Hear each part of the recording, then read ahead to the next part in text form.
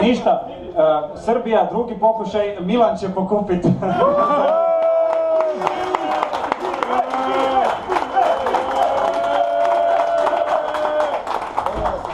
Nešto pametno da kažeš. A ukrat! Da. Jeste opica i srpski je da ceo svijet.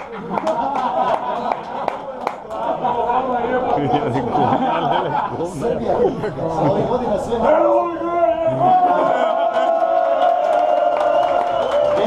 Dečki su danas igrali nogomet, bili su dosta dobri, 4. mjesto su osvojili.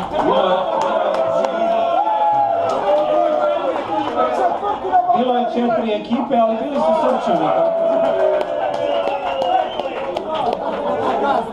Sada ćemo naše Slovence pozvati, gdje će Martin Bodnić pokupiti ako se ovdje nalazi.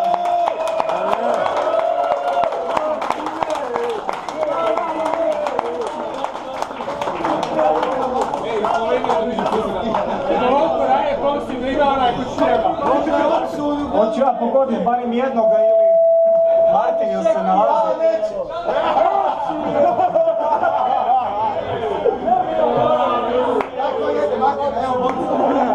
Ništa, uzet će Boris iz Slovenije. Martin je pijan.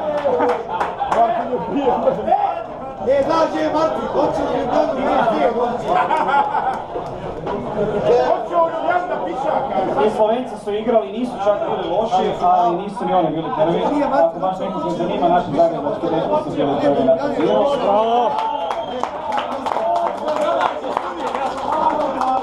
Ali oni neće dobiti ovu zahvalnicu, budući da su domaćini, pa ništa od toga, ne? Ništa, idemo dalje. Makedonija, Igor. Ajde, Brunski!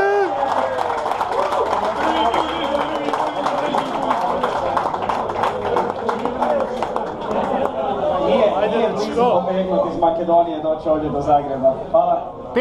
Teško je, da. Oni koji sigurno nakon Hrvata ima najviše, to su naši ljudi iz BiH.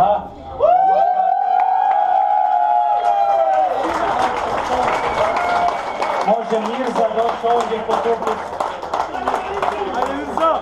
Mirza. Vi hoćete uđiti, nemate vas, nemate sve. Pa da dahnete došli.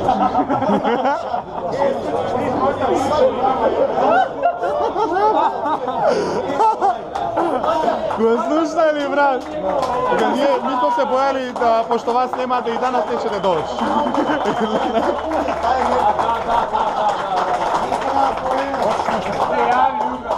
Možda nisi, jebi ga. Da nisi Ne znam zašto sam za njega ostavio našu malu zvijezdu, u principu Liverpoola na ovim prostorima. Ko je preostalo, znate? Ajmo, brane!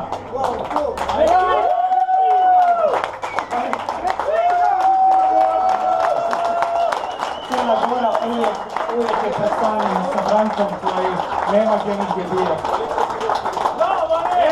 Ja se znam svoj mikrofon da kažem, ovaj prvi put u istoriji Crna Gora je zašla u dvojice za zad. Sada se boje.